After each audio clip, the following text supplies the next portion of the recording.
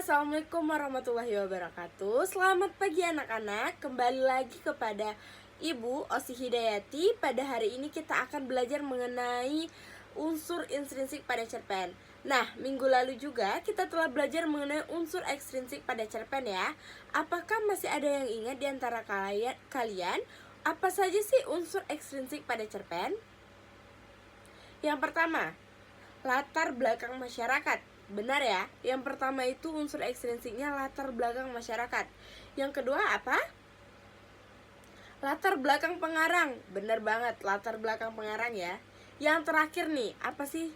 Yang ketiga, nilai-nilai yang terkandung dalam sebuah cerpen. Benar banget, ada 3 tadi ya, unsur ekstrinsik pada cerpen. Nah, pada hari ini kita akan belajar mengenai unsur intrinsik pada cerpen.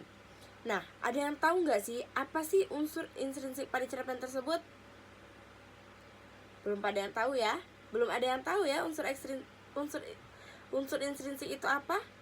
Baik, di sini Ibu akan menjelaskan apa sih itu unsur intrinsik. Unsur intrinsik pada cerpen adalah unsur pembangun yang harus ada di dalam sebuah cerpen tersebut. Nah, unsur ini merupakan unsur pembangun yang akan membangun kisah cerita yang ingin disampaikan oleh pengarang. Nah, unsur intrinsik pada cerpen ini ada 7. Yang pertama itu ada tema. Nah, tema ini merupakan roh di dalam sebuah cerpen karena setiap karya sastra perlu adanya tema ini. Nah, tidak hanya cerpen itu, selain cerpen itu ada karya sastra yang lain, misalnya apa? Novel. Benar banget. Selain novel, novelet. Oke, novelet ya. Kemudian apa lagi? Puisi. Apa lagi? Oke, 3 ini tadi ya. Nah, ketiga hal ini merupakan contoh karya sastra yang memerlukan tema di dalamnya. Nah, tema ini yang ingin disampaikan oleh penulis kepada pembacanya. Nah, yang kedua itu apa? Alur dan plot ya. Alur dan plot merupakan urutan peristiwa atau jalan cerita pada sebuah cerpen. Pada umumnya alur atau plot ini ada 3, yaitu pertama ada perkenalan, kemudian ada konflik, yang ketiga ada penyelesaian. Namun ada alur atau plot yang lain. Ada yang tahu apa? Benar banget, alur maju, alur mundur, dan alur campuran.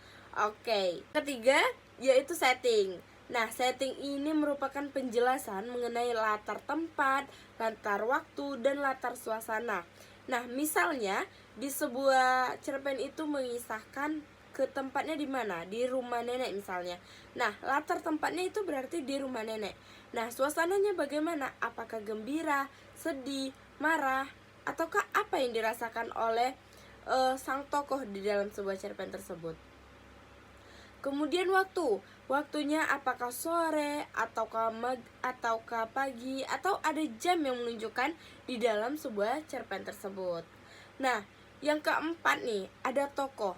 Tokoh ini adalah pemeran di dalam sebuah cerpen tersebut. Nah, misalnya di dalam sebuah cerpen itu ada pemeran, misalnya ada aku, ayah, ibu, dan kakak. Nah, 4 orang ini merupakan tokoh di dalam sebuah cerpen tersebut. Nah, yang kelima yaitu adalah watak. Nah, tadi kan telah Ibu jelaskan tuh, kalau di dalam cerpen itu ada tokoh. Nah, tokoh ini tentunya mempunyai sifatnya masing-masing. Seperti contohnya ibu. Ibu memiliki sifat yang seperti apa? Penyayang, penyabar, ataukah seperti apa? Nah, hal itu merupakan contoh dari watak dari seorang ibu.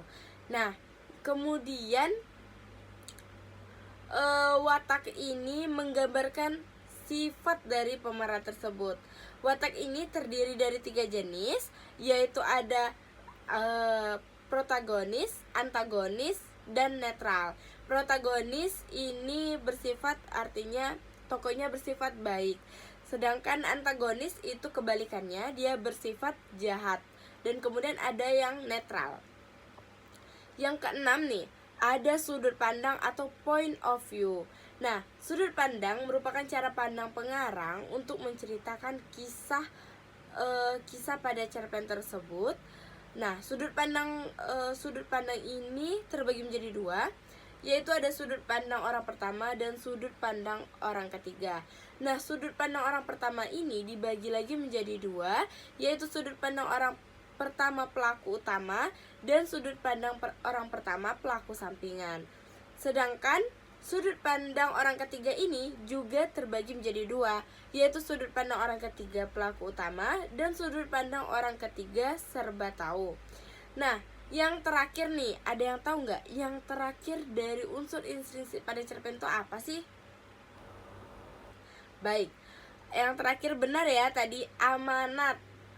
Amanat ini merupakan pesan moral atau pelajaran yang ingin disampaikan penulis dalam sebuah cerpen tersebut. Nah, pesan moral ini biasanya dalam bentuk tersirat maupun tersurat.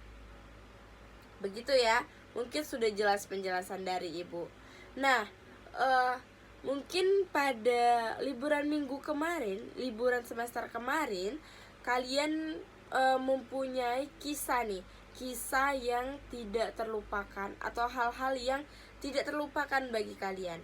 Nah, hal itu bisa dituliskan dengan memperhatikan unsur intrinsik yang telah Ibu jelaskan tadi. Nah, itu merupakan salah satu tugas kalian, tugas individu kalian untuk menuliskan cerita pendek atau cerpen dengan memperhatikan unsur intrinsik dengan tema liburan sekolahku. Misalnya nih, pada liburan semester kemarin kalian berlibur ke rumah nenek, atau berlibur ke gunung, atau berlibur ke pantai, atau berlibur hanya di rumah saja, atau kalian punya kegiatan lain seperti memancing ikan dan hal-hal lainnya. Nah, hal tersebut bisa kalian tuangkan nih di dalam sebuah karya sastra yang berbentuk cerpen. Dengan memperhatikan apa? Ingat, memperhatikan unsur intrinsik pada cerpen tersebut ya. Nah, unsur intrinsiknya tadi ada apa? Ada berapa sih? Ada berapa? Ayo, masih ingat? Benar sekali, ada 7. Yang pertama, tema. Benar ya, tema ya. Yang kedua apa? Masih ada yang ingin gak sih? Yang kedua ini apa? Benar ya, alur atau plot. Yang ketiga, setting. Yang keempat, tokoh. Yang kelima, watak. Yang keenam, sudut pandang atau point of view. Yang terakhir, amanat. Benar banget. Nah, jadi jangan lupa tugasnya dikerjakan, karena minggu depan Ibu akan meminta kalian untuk membacakan tugas kalian di depan kelas. Mungkin itu saja pembelajaran kita pada siang hari ini. Terima kasih untuk perhatiannya. Ibu akhiri, wabillahi taufiq wal hidayah. Wassalamualaikum warahmatullahi wabarakatuh. Sampai jumpa.